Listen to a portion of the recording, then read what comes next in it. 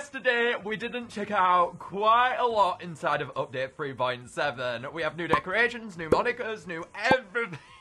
So today we're going to delve into everything inside of the update. The first thing that I am really thrilled to check out is Mammoth's Auto Mammoton costume. This costume doesn't look like any costume we've ever seen before. It's literally changing the entire appearance of this monster. Auto Mammoton. Let's go. Hold on. It's literally a toy robot. What? That is such an epic costume. Whoever it said came up with this, you've done such a good job. It looks completely different. Leonardo. It's really cute as well. The mouth reminds me of Tweedle. Let's take that off then for now. And we'll also go and check out Stog's costume. Stog's costume is based on Candice. So that should be a pretty cool one to check out. I think it was based on Candice anyway. I don't know, maybe it won't be. We'll see. Now for this one though, I think we should actually do it on Amber Island. Wink's costume's on here too. Let's take a look. Stoggo, Drop the Mic by Blake. No, it was Fungi. I completely got the sweets wrong, didn't I? The eyes. Oh wait, it's supposed to be like mushroom bottoms, isn't it? Such a unique costume. It's the eyes that get me though. The eyes are so funny on this. Good old Stoggo, I'm gonna put you next to Wink. Let's take a look. Ranch Dressing by Tyler. The legendary symbol on the very top here. And the lasso. Look at the boots at the bottom. That's adorable. Really love that. You know, these costumes are by far my favorites inside of the game. They're so creative what the creators have managed to do with these. Seriously, Tyler, Leonardo, and also Blake, you've done such a really good job with these. Now though, I want to go ahead and test out this rebake button. This rebake button deserves the absolute utmost praise right now. I'm going to speed up a bakery, which I don't think I would recommend. But we're definitely doing it today as I need to see this rebake button. Look, what? I have been baking something. What do you mean? Is it because I've not used it since the feature came out? Making me spend more diamonds, my singing monsters. I see what this deal is. In all bakeries. I didn't notice that. What? That's awesome. Hold on. I just want to see it for 2 bakeries. I know I'm spending all of my diamonds here, but I have spent hours and hours in these things. So getting to see this is real cool. That's so easy now. Wait, look. The coin symbol has changed. No way. How have I not seen that? I've been recording this long. Wait, I'll be able to see how many coins I have on mobile. No, the magic number though. That's such a nostalgic thing in My Singing Monsters. It's kind of sad to see that go. But at the same time, I'm really excited to see a mobile now. How many coins I have? Well, I definitely have to check that out. But now though, I'm gonna go inside the market now, I think. And I'm gonna go and try and get all of the new decorations because there's gonna be tons of lore inside of these. So I'm gonna have an absolute whopper of a time, I think, checking all of these out. This is the one which I've been really curious towards. The Cave Crystal Teleporter. What kind of lore are they gonna put in this? Because it looks like a new location or something. Okay, let's go. Whoa, this is 3x3. That's insane. Okay, let's take a look. This teleport's unstable portal appears to connect this world to the alternate dimension of Cave Crystal Island, where an enigmatic creature called the Conatruna dwells. The island occasionally flickers in and out of view, perhaps at the whims of the magical gem that floats about it. So take care as you're stepping through that you don't actually teleport yourself somewhere else. Now, keeping in mind, this is all new lore. Cave Crystal Island. That's a big mystery now. We have an alternate reality opening up there. That's like a gate towards the Mirror Islands almost happening, isn't it? Because if it's a different alternate reality, that's just exactly the same thing. That does confuse me now. Mirror Island Dimension Portal, where you are? I know it exists. Cab's Wax. Signed by Cabwax. Cabwax actually left a comment initially on the video where I was going over all the different decorations that we had come in, so I'm actually quite curious now towards what this could be about. And reading this finally, the identity of the mysterious figure Cab has been hotly debated for eons, almost as hot as the bubbling wax held inside its famous buckets. The leading theory is that Cab is a time and space-faring artisan that once offered counsel to the Colossal of Amber Island. While While in search of special capsules for fire monsters as essence, Cab's wax-sealed vessel design was chosen as the most viable. The entity's influence is felt even in the modern era, as the fire monsters of Firehaven feel instinctually compelled to create awe in the form of buckets and fill them with the wax of the island's many candles. So essentially, Cab is this mysterious figure who was the one who initially came up with the concept of putting monsters as essence inside of the vessels, and explains why Firehaven is based on candles in the first place. Man, these are so creative, the bios behind these. Already, we've got an alternate reality inside of the lore. Cab, a mysterious figure. I want to know the Optiglobe one, because I'm quite interested in the lore behind the Prism Realm, so that one's gonna really stick out to me. The Odd-O-Mobile. That's the next one, by Daniel. Despite its eerie appearance, the Odd-O-Mobile outshines most other nearby objects by dangling beautiful baubles from its finger-like appendages. It spends most of its time burrowing underground. Look at that animation as well. Only popping up whenever monsters are struggling to fall asleep and need to catch some Z's.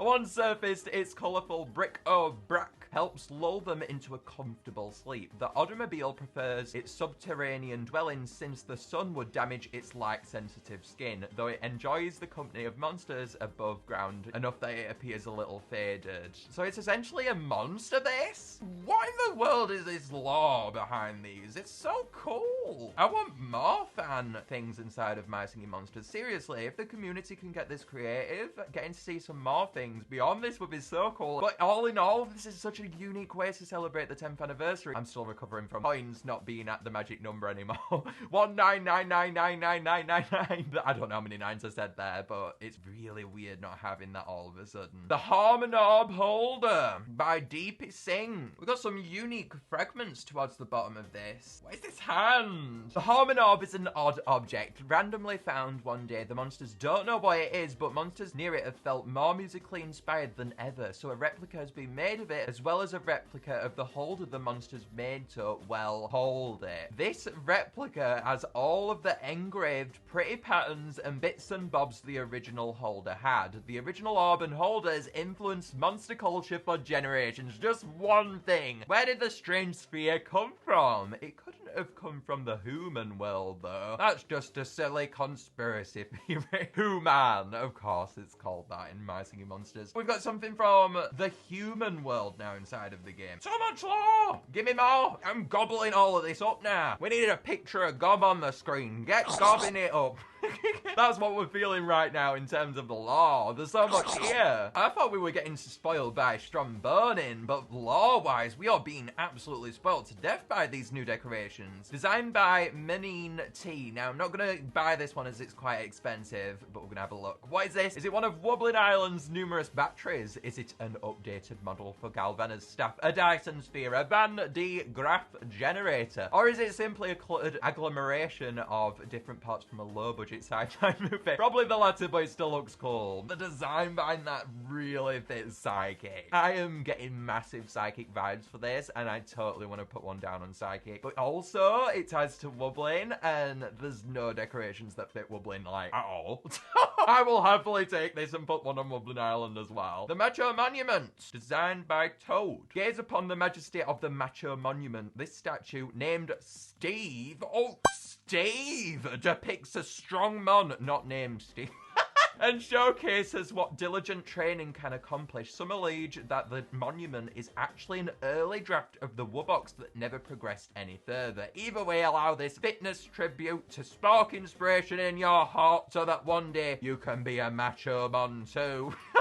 I mean, I go to the gym, but this is definitely very macho. Especially for My Singing Monsters. The most up we've got is Potbelly. Rare Potbelly, I'd say, right? And maybe I'm missing one, but that seems like the most macho to me. The Optiglobe, I'm quite interested in this. By Ghost Timper. The existence of the Optiglobe indicates that there are more varieties of globe living in their home dimension than previously reckoned. This specimen appears to be more advanced than the others. Some have speculated that it is related in some way to the critters of Psychic Island and may even share their ability to feel and record its surroundings. There's more globes inside of the Prism Realm. Oh my gosh, that's such a cool art point. I love love the Optiglobe. I think the Optiglobe is my favorite.